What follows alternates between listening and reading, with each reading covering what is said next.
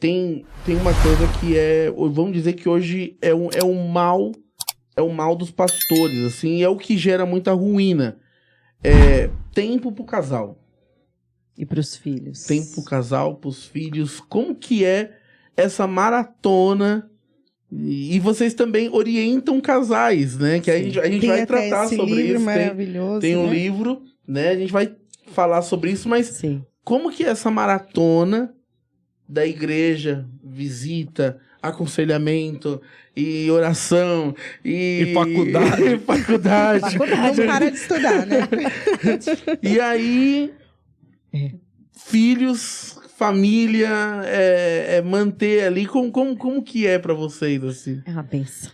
Por bondade, a gente consegue administrar de uma forma legal. Claro que é tudo muito intenso, né? Sim. Então, a gente consegue...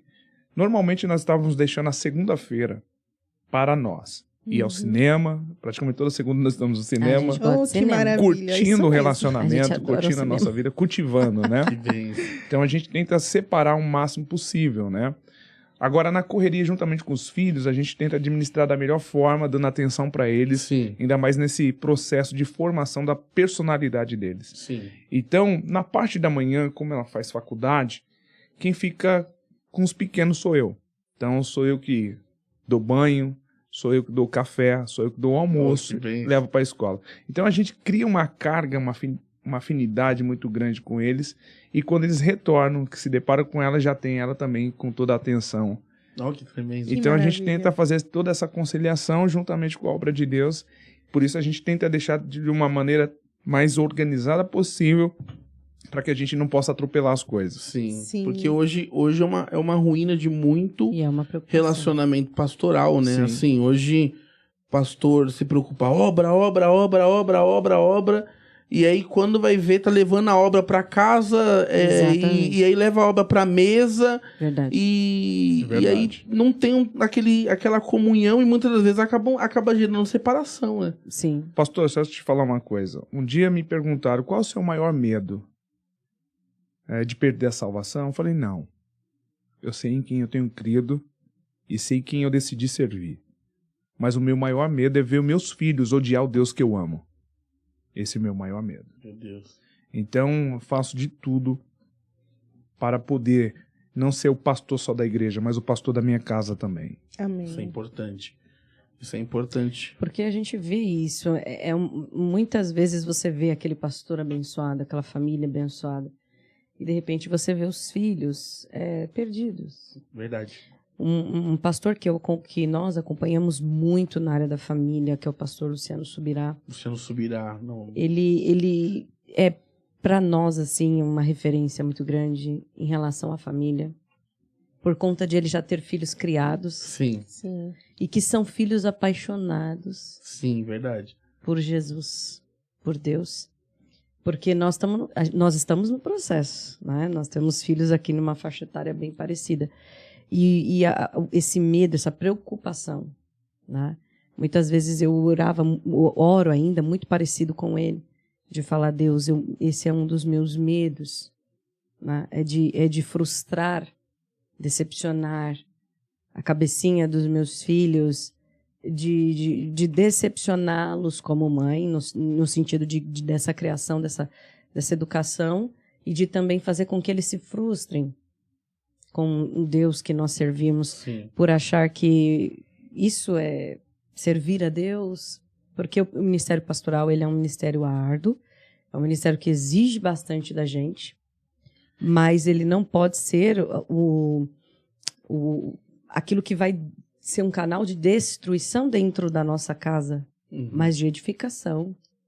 Eu acredito que cuidar da família é fazer a obra de Deus. Exatamente. Sim. Então, os nossos filhos, por sermos pastores, já nascem com estigma, como Verdade. filho de pastor, como fosse um cargo. Verdade. Sim. Então, eu tento diminuir o máximo que eu posso a intensidade das pancadas sobre eles, né? Para eles não ter aquela rejeição de igreja, pela Sim. igreja. Então, a gente tenta criar um caminho de conexão que possa facilitar essa paixão, esse desejo da mesma forma, né? Exatamente. Amém. Para eles olharem e não ver a igreja como um trauma, né? Sim. Exato. Que eles vão crescer e, assim, os filhos, eles captam mais os problemas da igreja, porque, assim, às vezes você tem um problema na igreja e aí você leva pra casa e transfere pra eles essa carga, né? Ou seja, aí eles vão crescendo, vão olhando e vão... Nossa, problema aí, problema... Ah, não quero, né? Um dos conselhos que a gente dá para todo pastor, não só pastores, mas líderes em geral, de ministério, um dos conselhos que a gente dá é nunca conversar sobre problemas de igreja, principalmente se for problemas daqueles que nós sabemos os níveis, na frente dos filhos. Principalmente se alguém trouxe uma decepção, alguém frustrou, alguém veio contra nós. Os nossos filhos, eles nos amam e eles vão tomar partido. Sim.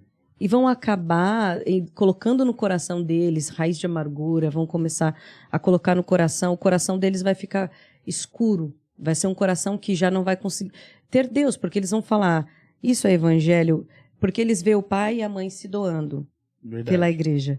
Se de repente eles verem o pai e a mãe recebendo algo negativo, eles não vão ter maturidade de entender que faz parte, que são ossos do ofício. Sim.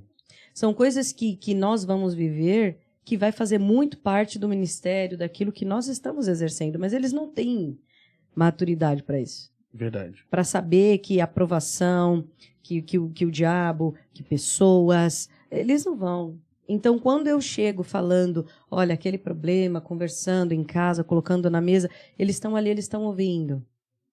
Né? Porque nós não ensinamos só falando, nós ensinamos também com as nossas atitudes. Sim. E filhos são pessoinhas observadoras. São, né? Porque como eles ainda não têm maturidade, nós somos a referência deles. Se é para ser um adulto, eles vão olhar, adulto deve ser igual meu pai e minha mãe, eu acho que é isso que é ser adulto. Sim. Então eles vão olhar para nós e vão ver nós agindo dessa forma. Verdade. Né? Então eles vão começar a trazer para a vida deles tudo aquilo que é ruim, a visão ruim da igreja. Nós temos que colocar o amor de Deus no coraçãozinho deles.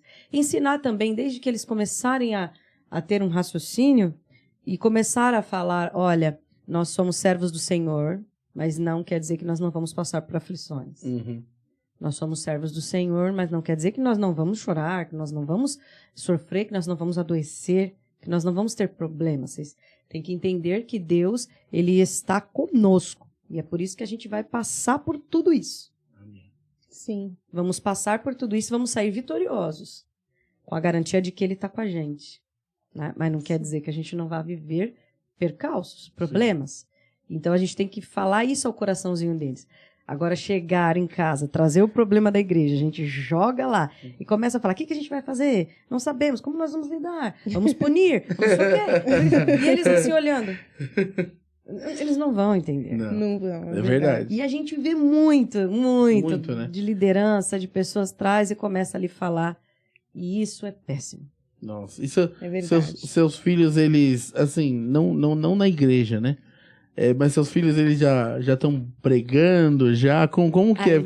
Porque, assim, vocês dois são ministros, são pastores, sim, né? Sim.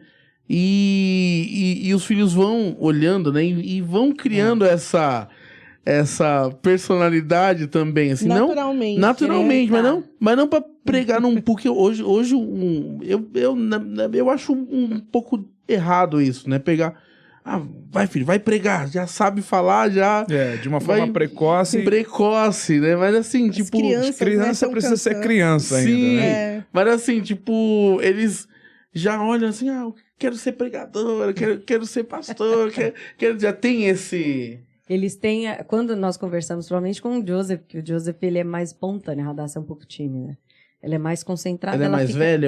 Ela é a mais velha. Ela é mais velha. E aí ela fica observando. Ela é introvertida, né? Ela fica mais observando. Agora o Joseph já é pastorzão, né? Já é carismático, já é do povo, né? Isso. Quando ele era menorzinho, meu Deus, não podia deixar o microfone por ali, que ele já queria cantar, invadir o povo, ficar perto do pai. Mas nós temos isso no coração, de deixar criança ser criança. Sim. Eu Isso é importante, né? Como eu falei, eu cresci, né, na igreja, eu cresci desde pequenininha. E na nossa época tinha esse negócio, né? Bota a criança, é pequeno pregador, é a criança que prega, é a criança que canta. E eu desde pequenininha já louvava, já colocava pra cantar. E aí chegou uma época na adolescência, começaram a colocar a gente pra pregar. E aí a gente vivia muito intenso aquilo ali.